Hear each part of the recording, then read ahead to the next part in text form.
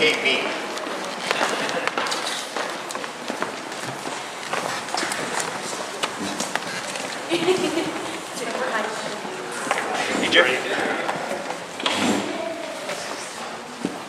So, number one for everyone to understand is I'm really nothing special.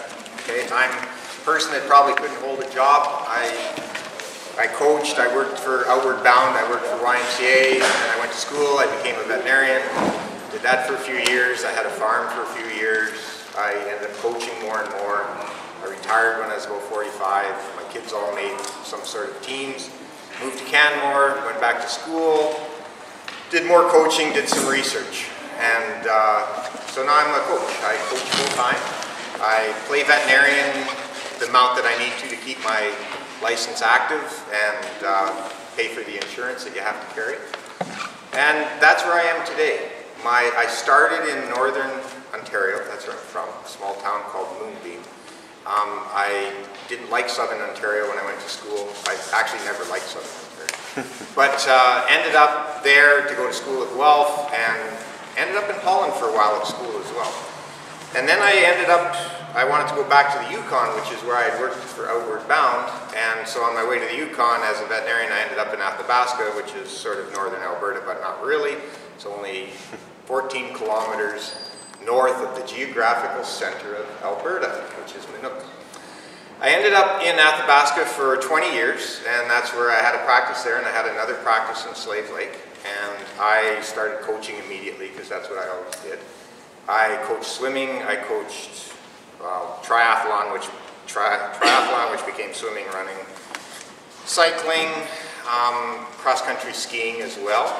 And I also coach endurance horses, which are the horses that run 100 miles. And I do that, I still do that a certain amount for my friends in UAE. So I'm paid to do that as well. They have a lot of money.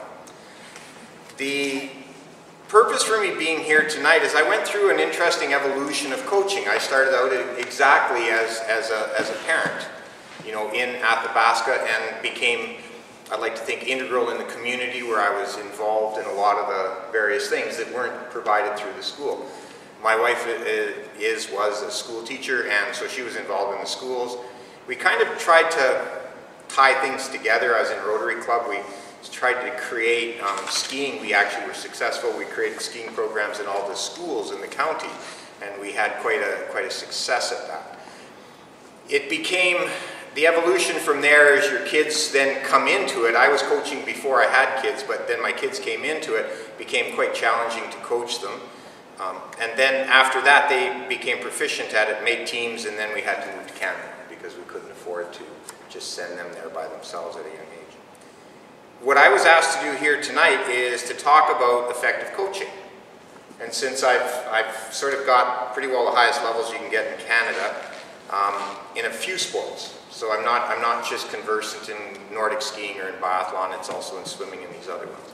So I've had a lot of experience with various NSOs, National Sport Organizations, and I've got a bit of a background in the small towns, both building trails, coaching all these kids, and working within the school system. So that's what I would like to share with you tonight.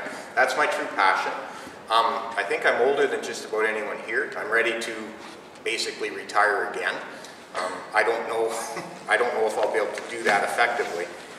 I've got questions for you that I need you to answer to help me with it.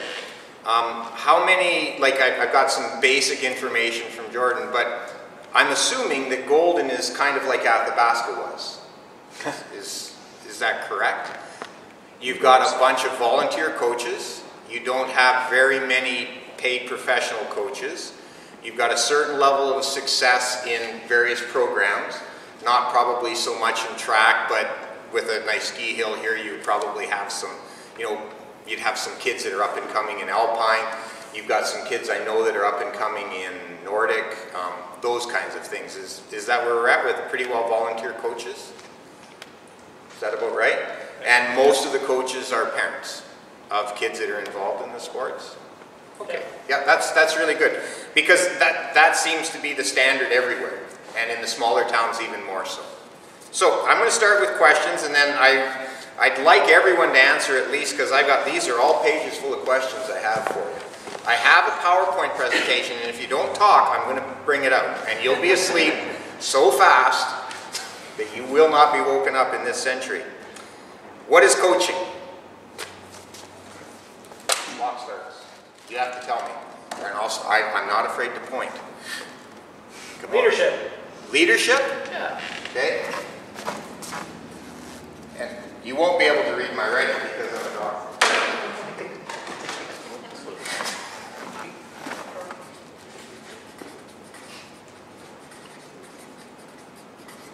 Keep going. I've got 2 pages of it. Technique.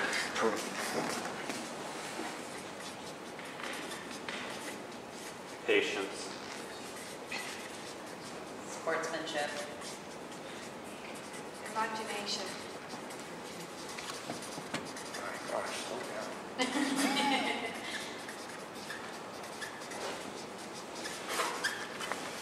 Encouragement. Encouragement.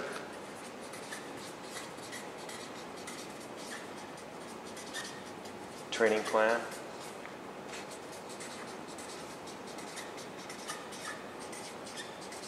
Sharing skills and passion for a sport.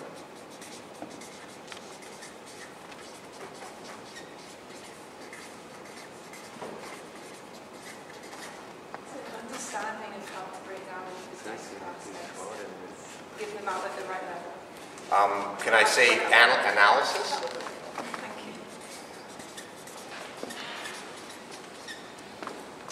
you. Development of skills and passion. Development of skills? I should ask while I'm doing this, is everyone okay if I plagiarize this after? Certainly. Sure, Okay. for a fee. Sorry? Is there any more? Communication. Communication? Intellectual. Motivating parents. Motivating, controlling, directing, hurting, what? Motivating, we'll call it motivating. I've started writing a book. My wife made me stop. It's usually after phone calls with passionate parents. Ethics and morals. Ethics, does that have a place in coaching? These days it does.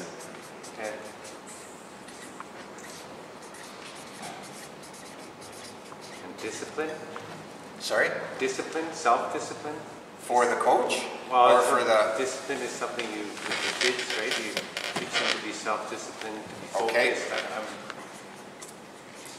doing stuff. Confidence building. Confidence? Goes with it. Knowledge. Team building. Team building. Team building, sorry. Friendships. Friendship, I guess. Oh, sorry. Knowledgeable. Knowledge. Oh.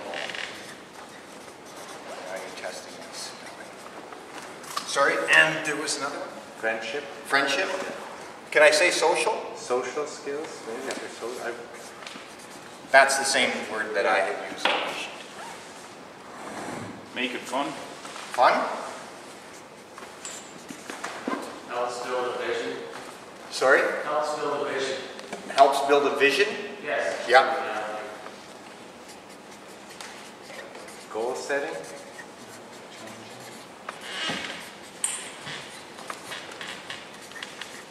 Passionate.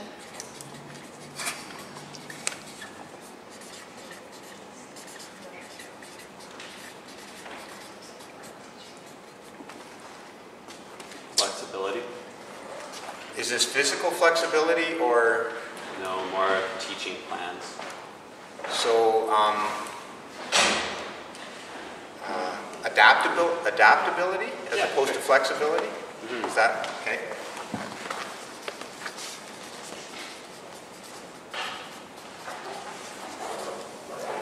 Goals. Goals? Okay. Compassion. Compassion? Coaches are caring? No. Seriously? Jean Totoro. Building skill. My gosh. You have more than I did. I'm just going to look and see if I have some that we don't have. Okay, so I'm going to go. Are there more? I can keep going. Does that cover it? You know, when you look at this, this is, I've got 4 children. There's 3 years and 3 months between the first birthday and the last birthday, and there's no twins. And we were told after we had our first child that we could never have another one, which was even more interesting. I'd like to see that, guys. And 3 of them are girls. And they're all done university. I just made my last tuition payment 2 months ago. So I'm a very happy papa. If my kids had all had all these skills, you know, like this to me is the importance of it. These are the skills that coaches have to have and pass on. Do you know what I mean, to the people that they work with? But this is why I'm so excited about coaching. These are perfect people.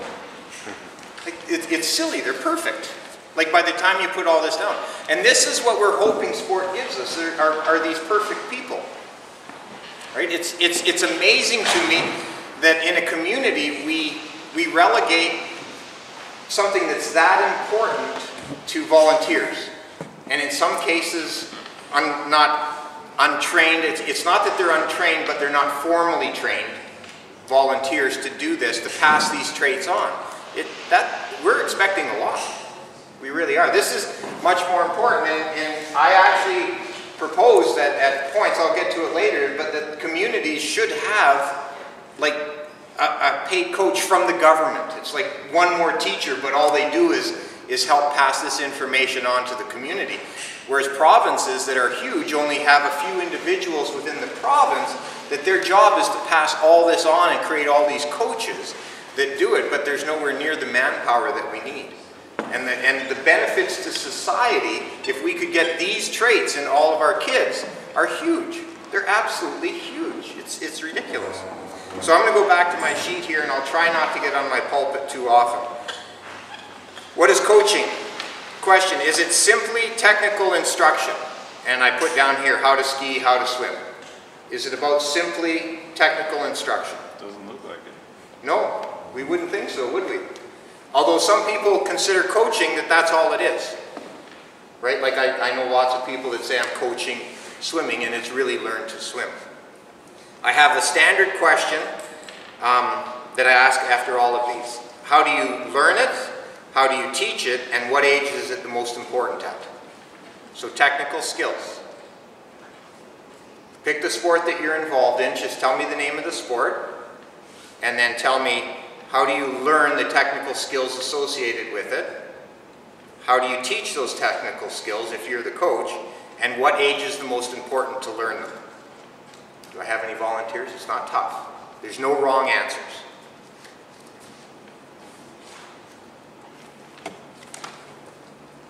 I coach on occasion cross-country skiing. Yes! But truly I'm a biathlete, so you'll appreciate Yes, yes! From my perspective, I learned the skills of coaching from observing my coaches and choosing not to do some of the things that I didn't like that they did, as I would think worked, and picking up on the ones I did like. And I've done a couple of basic courses.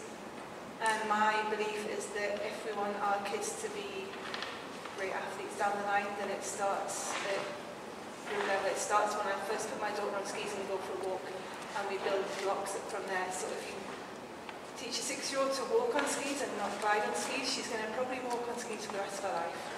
Very good, thank you. So that's what I'm at the highest levels in. I've put people to the Olympics. I've won World Cup medals in cross-country skiing. I've got world champions that I've coached from our club. Like, they're in the club, they're not on the national team, that are world champions. So I have a phrase that I use, it's called gliding balance. I spend a lot of time doing biomechanics.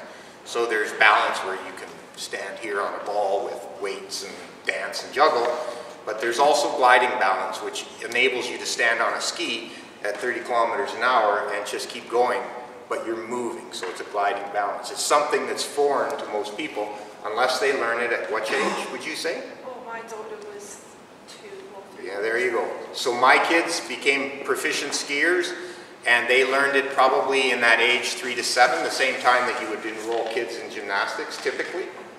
So it's kind of interesting that that's a very important time to do it. Any other sports? Swimming, let's say. Are there any swimming coach? Yes. What would you say is the most important time to learn the basics of swimming? As soon as you can. What age? Young kids, if they get comfortable in the water, it's amazing how fast that they can learn. Yeah. When's the competitive stream in Canada encouraged to start? These are leading questions. I know these answers. 3 to 7.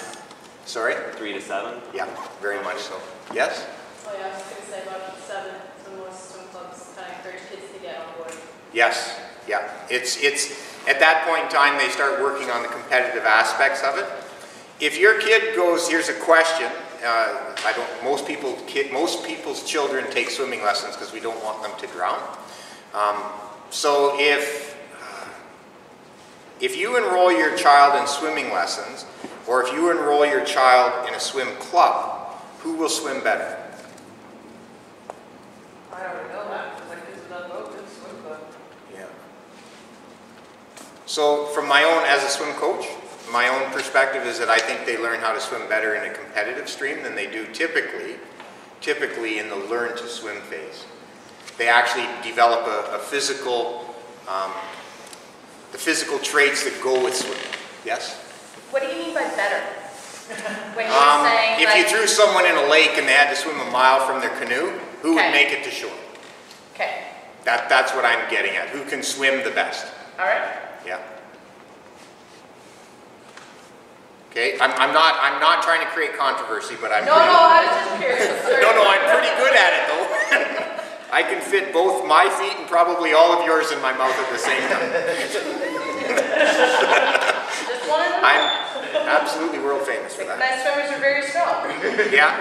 No, I'm not taking anything away from it. What I was getting at there with my response to your question is that it's one thing to learn how to swim, to do 50 meters or 50 yards or whatever your pool is made in. It's another thing to develop the physical attributes associated with swimming. Okay, you can develop the survival skills of swimming, but can you benefit from the physical training associated with swimming? So I would say that in a lot of cases, you might be like swimmers that just bob, that float really well. They have physical attributes that encourage that, right? Like you could get on them and paddle them to shore, right? They're safe. But the thing is to develop the physical attributes to actually swim. Do you know what I mean? Is you'll be a different type of a body type that does that to swim fast, and then you get certain physical attributes associated with it. Skiing is, I'm always so proud that I know Becky Scott and help coach her and all these things, but no one knows who she is in most cases. But Becky Scott was a high-level cross-country skier in Canada, and what did she start as? What does she attribute her success in skiing to? Question. Cycling. Competitive swimming. No. Competitive swimming. Yes.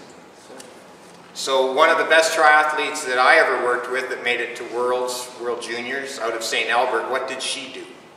Don't say competitive swimming. Because when she came to me to be coached, I kind of laughed. I said, really? and this girl was strong. She had a lot of sequins around her eyeballs when she asked me. Her hair was pulled back really tight. She was a synchronized swimmer. And I thought, you've got to be kidding me. These guys spend an hour and a half putting on makeup. They don't, that was my take on the whole thing. She said she wanted to do triathlons, and I said, okay, but hop in the pool. And I would expect that she could go fast in the pool. The physical attributes that she developed in synchronized swimming, I had no idea. I was completely ignorant to how strong they were as athletes. I was then trying to recruit the rest of her group. They were that good, right? We'll get into that in multi-sports. So technical instruction, how do you learn it? How do you teach it? What age is the most important? In general, when I ask this question, it is typically the earlier the better. There's some sports that are learned better at different developmental phases, but if you look at a long-term athlete development model, most of the basic skill sets are best taught early. It's very easy to do that. What's the worst time to teach something improperly? What's the worst time to teach your basic skill set? Probably early. There you go. So we're kind of between a rock and a hard place here, right? So you've got this absolutely critical time when you have to teach them how to glide, right? And if you don't do it right, then you spend 8 years doing it wrong, right? So this is what I call, this is one of the instances I call where you've thrown out a landmine, right? So you're a coach, and by not doing it properly, you've left a landmine behind. That's one way to do it. Does everyone understand what I mean by that? That's going to come back and blow up and hurt either the athlete or the coach or someone at some point in time. So for me, coaching should be about the least number of landmines possible, right? As these kids go through their careers. In every sport, it doesn't seem like there's any difference. That's why the LTADs are almost the same for everyone. That's why the coaching courses are basically the same for everyone. You know, except insert badminton racket for rifle. Like, it's hardly any difference in anything. Right? So, what is coaching? Is it team-oriented? Is it personal, or is it individual? Is there a difference in the coaching for those various sports? They should all be team-oriented if possible. They should all be team-oriented? What do you mean? Are you Well, reading my notes? Well, it works better even with an individual sport like swimming or skiing if you have a team. The kids want to be with other kids, so they'll be more motivated. My point exactly is that, are there any individual sports, realistically? Not when you're learning. If you're training as a group. So every individual sport that I've ever worked with is actually a team sport. Because you might spend, my skiers and biathletes might spend 800 to 1,000 hours training every year. How many hours do they spend racing by themselves? It's like 1,000 hours of training to 30 or 40 hours of racing, at the most. So every sport is a team sport. So the interpersonal relationships, the social, the getting along, the communication, all those traits are equally applicable to individual sports because hopefully you have more than one person that you're working with. It really does teach them a lot. Is it about tactical? This was mentioned here. The tactical, where did we say that? Or maybe it wasn't. Do you know what I mean by tactical? Yeah, sure. Hockey. Like hockey, right? Hockey. Like this skills Yeah. and tactics. Can you be tactical if you don't have skills? Yeah, then you coach. Okay. How do you learn it? How do you teach it? What age is the most important? You have to have the skills first, so it's a later development. Okay, comes about later, but still probably before they're pubescent. Sure. Yes, okay.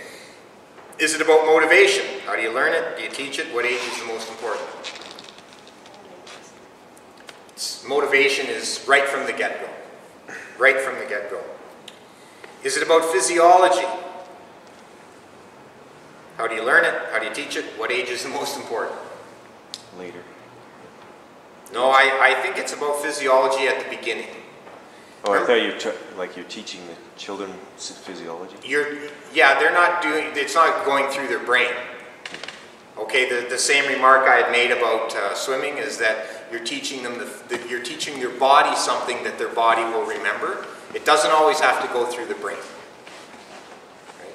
It doesn't have to go through the brain. As a veterinarian, I know that you can actually cut a dog in half and the back legs will still run. Right? So the motion in the back legs it doesn't have to go to the brain to be initiated. So when you're teaching muscles to learn certain movements, we have exactly the same thing where your legs will be functioning. You'll make adjustments before that nerve impulse can get to your head and back to your legs again. Okay, so your brain doesn't do everything. Although, and in some teenagers it does very little. Is it about strength? How do you learn it? How do you teach it? What age is the most important? We have a strength guy here. You got to answer this for us. Early. Early. Early meaning in the day or? No, early in life. Yeah. Who are the strongest athletes I've ever had? Where did they come from?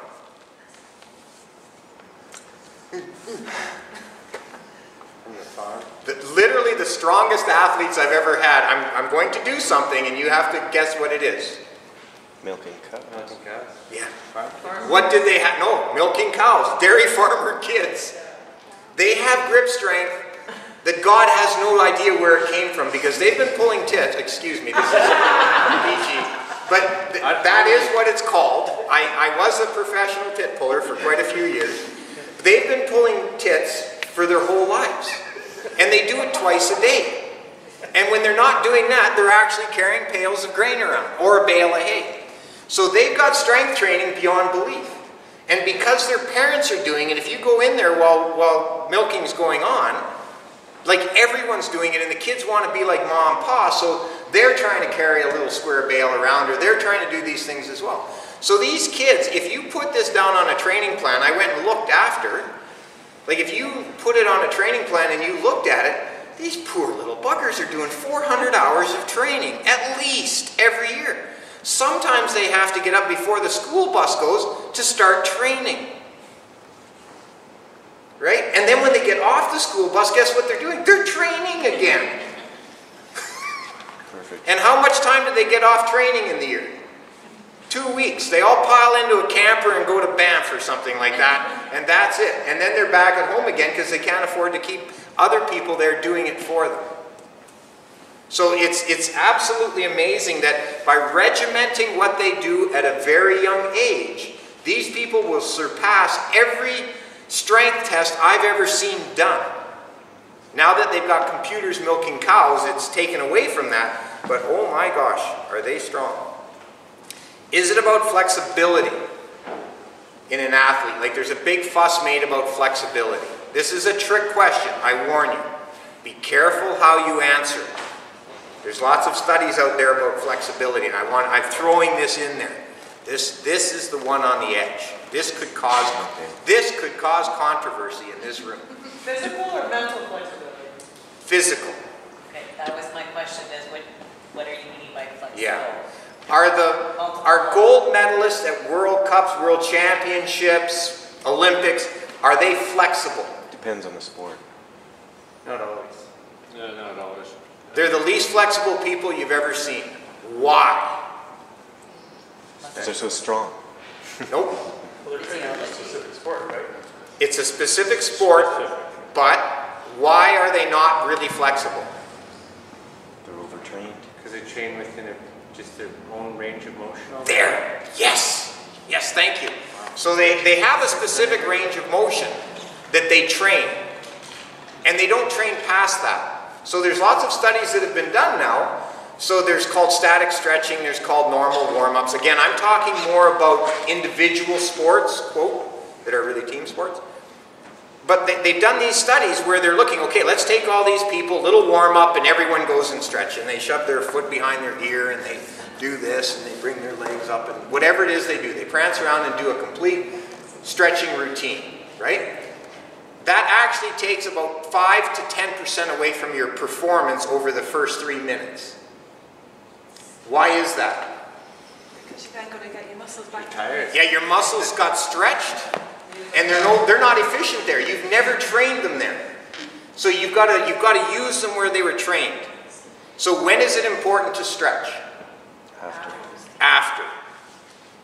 Usually in the shower or something like that. One of the best things I ever had for success with athletes is They need to get clean to stay healthy. If you smell them like they're too cheap to buy shirts very often and things, so their shirts start to reek. They stink. And if they don't get out of that stuff and have a shower and put on something clean, they get sick. Everyone gets sick just being around them. If they stretch in the shower after, and that I mean immediately, like get your cool done quickly, go stretch, they don't get injured either. It's amazing. Is it about balance? We talked about balance. How do you learn it? How do you teach it? What age is the most important? Been covered. Is it about hand-eye coordination? How many sports rely on hand-eye coordination? I mean hand-eye is like hand physical. Hand-body, I call it hand-eye, but yeah, it could be eye-foot if you're playing soccer. Yeah, well, everything for sure. Time, Everything timing should. is everything. Yes, it is. What time, when do you teach that? Early. Very early. Yes. When do they learn that? By 6. Before 6. Right when they're teaching themselves how to eat.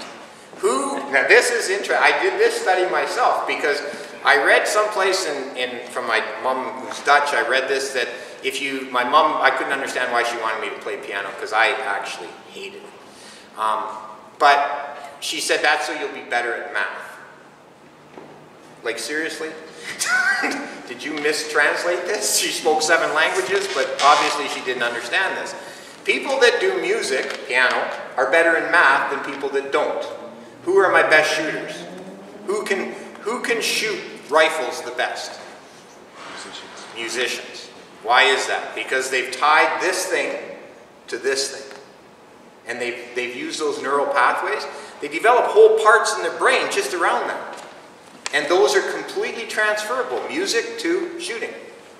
So Mozart would have been quite the sniper.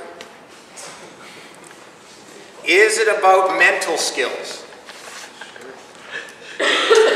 Yeah? How do you learn it? How do you teach it? What age is the most important? Early. Early you teach them discipline. That's sit down, shut up, right? Well, my wife always says, I like this, she says, you spend the first 5 years, teaching them to walk and talk. And then you spend the next 15 telling them to sit down and shut up. Right? Is it about, now here's one we didn't put up here and I got that you guys didn't. Is it about nutrition?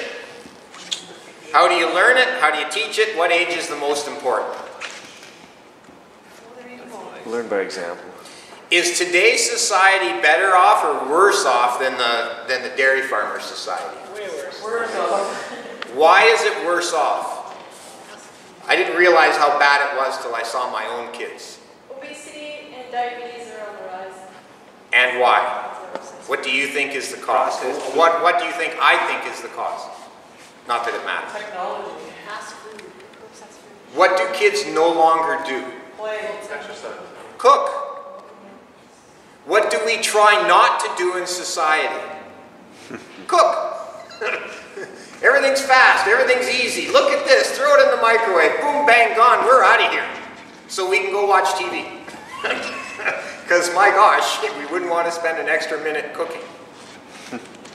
The body mass index of most people that cook or spend the most time cooking for themselves is usually right where it should be. It's the people that don't cook or spend the least amount of time cooking that have the biggest problems. Athletes that I have that fall prey to mono or fall prey to chronic illness, all these other things. We have these athletes coming to me at 19 and 20. They want to go to the Olympics. They want to do this stuff. And I say, can you just write down what you're eating for me for a week? I'll put it in my computer and we'll find out if you're getting enough stuff in you. We'll compare that to the blood work that tells me what you're deficient in and we'll see what goes on. They can't cook. They're 20. They don't know how to cook. Like, I get upset now with the parents. Like, I'm mad. Like, how can we have to eat, sleep, and reproduce? I think that's what it is. Different men and women have a different order. But we still have to eat, right? If we don't eat, we die. Most of our kids are coming out of their home environment. They don't know how to cook. I took a group down before the Salt Lake City Olympics, and I said, okay guys, let's go to the grocery store, and it was like blank stares. These are our Olympians. They can't cook. So you notice I'm a little passionate about that. So someone teach these kids how to cook. Is it about athlete development? Long-term athlete development. Great catchphrase. I don't know who did that, but I helped write the things. Is it about long-term athlete development? You bet. How do you learn it? How do you teach it? What age is the most important? All the time, any way you can. You know, it's a no-brainer. The importance of effective coaching. Here's some questions not to answer, but to think about. Does it center around participation? Do we center effective coaching around participation? Does it center around high performance? Does it center around an organization? Does it center around specific goals for the athlete or for the organization or whatever? Or does it center around a paycheck? Those are questions when I created this, these came out, and I call those reflections. So I have answers to those, but I would challenge you guys to answer those as well, because you know, there's no wrong answers, but there's sure some questionable answers there. And the one that hit me is, does it center around a paycheck? Well, yeah, for a lot of people that I work with, it does. It does for just about everyone. Is this a job or is this a passion? You can probably tell I get excited easy and I'm passionate about my coaching. I'm a high performance coach because that's what I've got ADD to the nth degree. It can't be about just doing it. So if you're going to chase high performance, you have to be passionate. Rowing is an interesting sport in Canada. I rowed when I was in high school. Canada was dominant in rowing. Does anyone follow rowing? It's just me? Okay. So Canada was dominant, and we were dominant with non-paid coaches. We had one or two in the country. And we were winning stuff. I was down in, I wasn't really that controllable in the school I was at, so I had to go to a different town. So I was in St. Catharines, Ontario, which is near the Henley, so I ended up rowing, which kept me under control. So in that town, it's amazing, the heritage. It's the Royal Canadian Henley. Rowing is huge. The high school rowing championships are unbelievable. People come from all over the world to race these things. We were winning gold medals all over the place, or singles, or whatever. We did well. Guess what we did? With volunteer coaches. What did Canada do? Pay them. We hired a whole bunch of coaches, not the volunteers that were doing well. What did we do? It was mostly the athletes. We went around the volunteers that were successful, and we hired professional coaches that chased it for a paycheck. What happened over the next two quadrennials in rowing? Does anyone remember our lack of medals for a little while there? So what happens when you don't have medals in sport in Canada? No money. There's no money. So what leaves? Coach. The coaches, right? So then what happened? All of a sudden we got good again because we had volunteers that were really passionate about it. In some cases, the same ones came back. It was amazing. So I followed that over the years. So it's a reverse, I don't know, algorithm, relationship, inverse, bell curve, stupid. But throwing money at it didn't make it better, it made it worse. So was Silken Lawman just coached by volunteers? Silken was coached by a professional, but she actually had 3 people. The secret with Silken Lawman is she picked her coach. The secret with Becky Scott is she picked her coach. Yeah. Okay, so I've had a lot of experience and exposure to athletes that have actually won at the highest levels. And one of the most common traits is that they picked their coach. Occasionally they bumped in, the coach was assigned to them, meaning a national team coach or whatever, right? But the way our amateur sport works in Canada is they hire the coach for whatever reason, right? Like whatever set of qualifications or criteria, and then the athletes are assigned to that coach. Is that the way you get the last tenth of a percent out of someone? Is that how I get them to do the last interval up Chinaman's, up, you know, give me another 3,000 vertical meters as hard as you can? Because they were assigned to me? If they didn't pick me, they don't do it and they don't succeed. So if you ever end up in a situation, I would highly advise, and this is completely my opinion, it probably does not reflect the national sports organizations very well. I believe very strongly that the best athletes should pick their coaches. Not have a say in how they're managed, but they should be intelligent enough to pick who's going to help them get to that last level. As opposed to sometimes it's a political process that appoints a coach. Quite often I've got faith that they'll actually pick the best coaches for it, but it is an interesting situation we're in this country. And if you can erase that tape after that. As I said, both feet and 3 others. Which people make the best coaches, teachers or athletes? Yeah, trick question. Who do we use as most of our introductory or frontline coaches of people that are going to be in a competitive stream? In most sports, what do athletes do when they stop competing? They don't know if they want to go to university yet, and they're not really sure what they're going to do. We hire them as coaches. It's very, very common, right? Very, very common. So think about that, and think about all those traits, and think about maturity and leadership and, you know, everything that's up there. And then think who would make your best coach. This is leading, not that I'm not picking on athletes, please don't take it this way, but we already have all the coaches we need are in the school system. They're highly trained people that are supposed to know exactly how to instill all these attributes. And what are we doing in this country?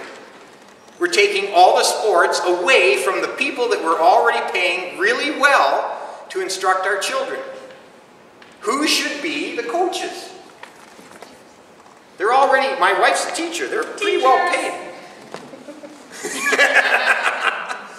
They're pretty well paid because they have actually gone to school for it. It's interesting.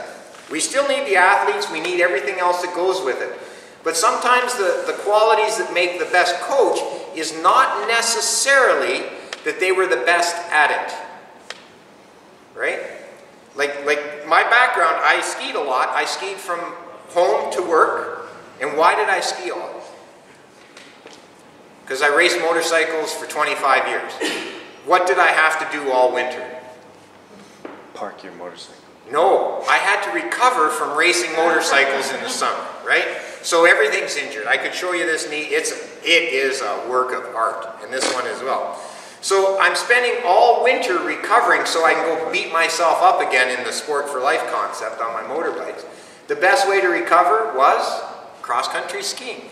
Non-impact, highly aerobic. That's how I got involved in it. Question. What are the short-term responsibilities of a coach? Right? Everything. What are the long-term responsibilities of a coach? Everything. But don't leave any landmines behind. Right? People often make this assumption that it's a bunch of 7-year-olds. So what can I do wrong? Everything. You can screw them up like they've never been screwed over in their life. They won't know, they have no way to protect themselves, and you've just shut them down for the rest of their life. Simply because you said, geez, that's kind of, you don't look so good in that swimsuit. No, I'm dead serious. Like, that's all it takes.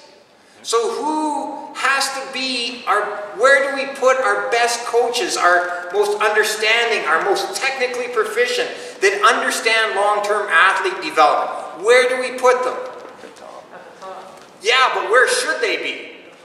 At the bottom. Everything is influenced at the bottom. People that are volunteering as coaches at the bottom, they're my heroes. They're really my heroes if they're taking their job seriously. And they're realizing that the changes they can make are forever in these people. It's just scary. Okay, what does it mean to be a professional coach? Why am I, like, I guess I'm a professional coach. Why am I a professional coach? Nope. It's not on the side of your desk, it's what you're focused on, it's the main. It's what I do. I'll give you the, you know, like as a veterinarian, I can sign your passport applications. So I actually get called a lot from the passport office because I know so many athletes. It's like I'm filling these out for all of Lebanon or something, right? And they're very nervous that I'm giving away so many Canadian passports. I actually had the RCMP come to the house one night to talk to me about this, just to be sure that I wasn't selling these things off. As a veterinarian, you have to be an accredited person in your field. That's the definition of a professional in Canada. That means there's a veterinary association that oversees me. Like, I still have to obey the normal laws in Canada, but my profession is controlled by my association. So I have a group of veterinarians that oversee me. It's kind of interesting. The questions asked, is it because you are now paid? I don't think so. These are my opinions. Is it because you have credentials? Like, now you passed a course, are you now a professional coach? I don't think so. Is it because you behave as a professional? That you take it seriously? As a coach, we have a coaching body that's supposed to oversee us, although they tend not to enforce anything. I think if you behave as a professional, even if it's not your livelihood, and even if you're not paid, if you behave professionally, you're a professional coach. That's my take on it. I associate with a lot of coaches, and I say that a lot of them are not professional. What constitutes unprofessional conduct? That's easy. What constitutes professional? What constitutes professional conduct? Professional conduct would be, I do referral surgeries, like knees, hips, whatever on animals. So someone sends me an animal to do a knee, to do a cruciate. So boom, boom, bang, bang, give me $2,000, here's your dog. And it goes back. If I say, okay, while you're here, maybe I should clean the teeth, and why don't you keep coming back here and I'll do the vaccines and stuff like that. That's unprofessional conduct. I'm stealing that client. If I don't follow up and tell the person, the original veterinarian that referred him to me, what I'm doing, follow up, everything like that, like this is a referral to me and back. I don't sit there and say, well, you know, like, gosh, he's in Cranbrook, you know, like I'm in Calgary. Look at this place. I'm a better veterinarian. That's unprofessional conduct. Those kinds of things. Or doing things poorly. As a veterinarian, like spaying a male dog, cutting the wrong leg off, doing the surgery on the wrong thing, killing your dog because I didn't watch it during anesthetic, you know, putting a needle in to freeze a joint and your horse never walks again. Those are unprofessional things. Okay, so in coaching, teaching kids the wrong thing at age 5 so that it affects them forever. Letting a kid that's in skiing offsetting on one side so much that they actually get scoliosis in their spine by the time they're 8 years old. Right? We have athletes that I don't know if it's going to get approved, but I'm trying to get the University of Calgary because I had athletes that we were taking video and they're skiing along. Hopefully everyone knows what a skier looks like. So they're skiing along, one skating like this, and then they only like to offset on one side to climb hills, so they're going up like this all the time. So go to the other side, so they go to the other side. But then when I say lift your arms up, this elbow is down like this, and this elbow is up here. So they've got their hand up like this, but they're like this. They're deformed. I say, lift your elbow up. It is. I said, are you sure it is? Yeah, it's up. As high as it can go. Send them off to physio for a year. Guess how high the elbow gets? Same. Because they were allowed to exist like that for 12 years, 10,000 hours, 10, you know, whatever it is, they're now deformed. You've got little girls that don't have the strength in their legs to ski properly, so they're like this all the time. Are you looking at the length of the ski? Are you looking at the camber of the ski so that it's flat? Otherwise, these guys end up with what? Osteoarthritis, probably when they're 35 or 40. Where's the major epidemic of ACL, anterior cruciate ligament injuries in the knees? Where's the major epidemic in Canada? And what's it from? Soccer. You've got girls, and it's primarily young girls. Okay, so the first thing they do is they get really cute cleats from whichever soccer store, sport expert they go to. They haven't actually run very much in their life because there's no real running in phys ed. They want to play soccer because all their friends are, or the outfit looks good, or their mom wants them to. Something. They go out there with cleats on, and their foot stops, but guess what doesn't? Their body and their knees. So they're stretching their ACLs all the time. And then they pop them. We've got two friends that are orthopedic surgeons. They say, well, yeah, we're not even doing them anymore. It's an epidemic. And that's just from soccer. Like, they should just be in running shoes so their foot just keeps sliding that little bit more. That's unprofessional conduct. When I go in and I've got an athlete that's going to go to the Olympics and the IST team says, nope, she's got to do this. She has to go to this camp. If she doesn't go to this camp, she's off the World Cup team and she's not going to be able to go to the Olympics. And I asked the psychologist, is this in this athlete's best long-term interest? And they say no, but she needs to do this to go to the Olympics. That's unprofessional conduct. We're not doing what's best for the athlete. We're doing what's best for the sport. Those are just some examples, but we could go on forever. In Canmore itself, we have coaches that are sleeping with their athletes. In BC, you have coaches of people that were at the Olympics that impregnate them while they're there. They marry them, they follow up with it after. But there are rules and laws about things like that. Right? Like these are things that shouldn't be happening. They really shouldn't be happening. As a high-performance coach, I put it down here later, and I'm going to run out of time long before I get to it.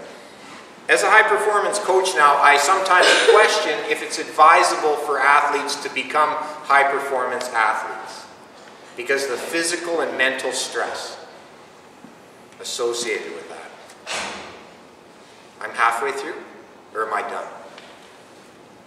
I'm done. Can I go on for, are you guys willing to let me go on for a little bit?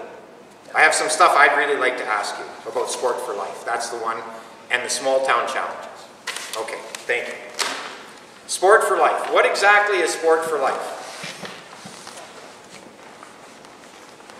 Giving your children the skill set so they continue to be active and healthy throughout their whole life.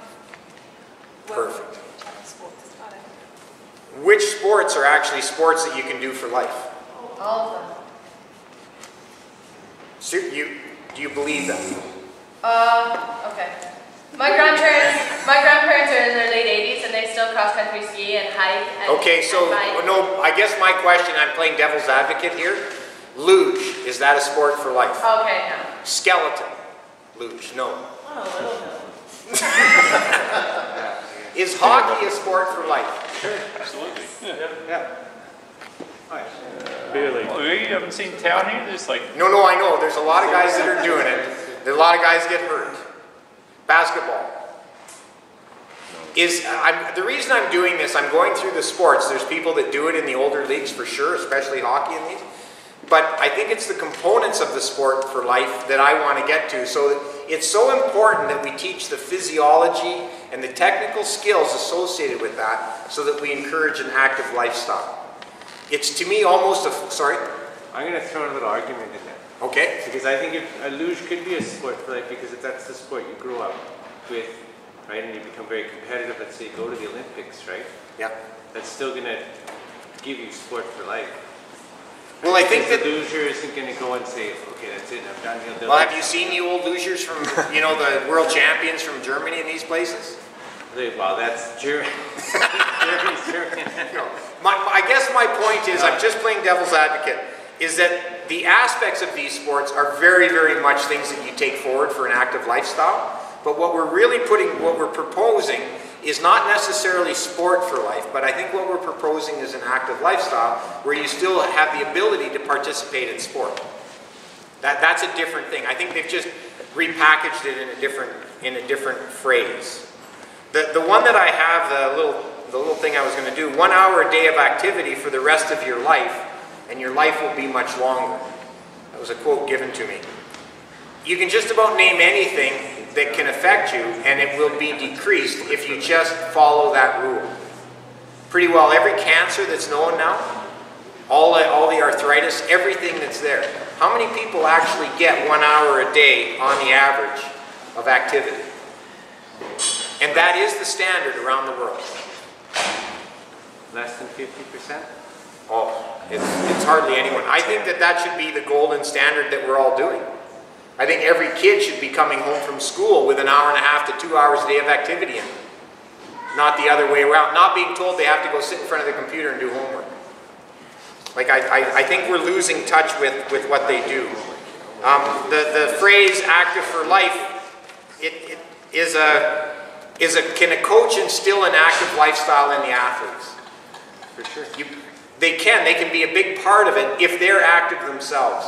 The people, it's the same as cooking. I think that the people that instill the active lifestyle are the parents. If the parents are active, then the kids are active. If the parents aren't active, the kids aren't. And so in the current club I'm with, this has become, the other places that I was working up north, the parents would be skiing. It was skiing parents that would bring the kids. Now it's the parents drop the kids off. It's a whole different world. So there's not as much benefit, it's not as much fun. Not even close.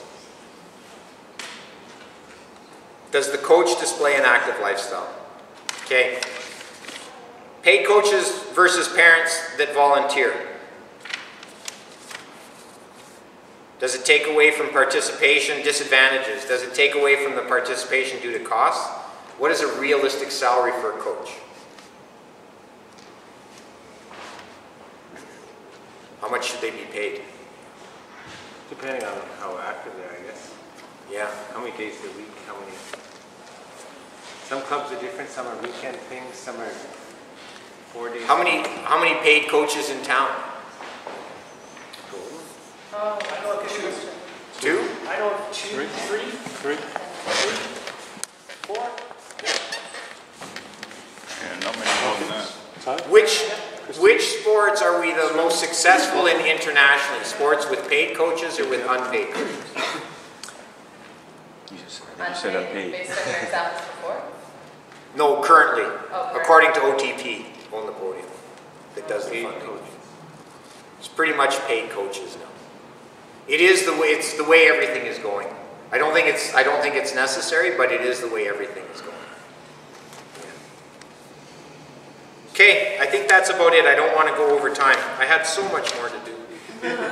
Come back next time. We'll have to have you back, yeah. Well, no, thank you for the opportunity. Like I say, I've coached a lot, and yeah. There we go. Well, let's give John a round. One.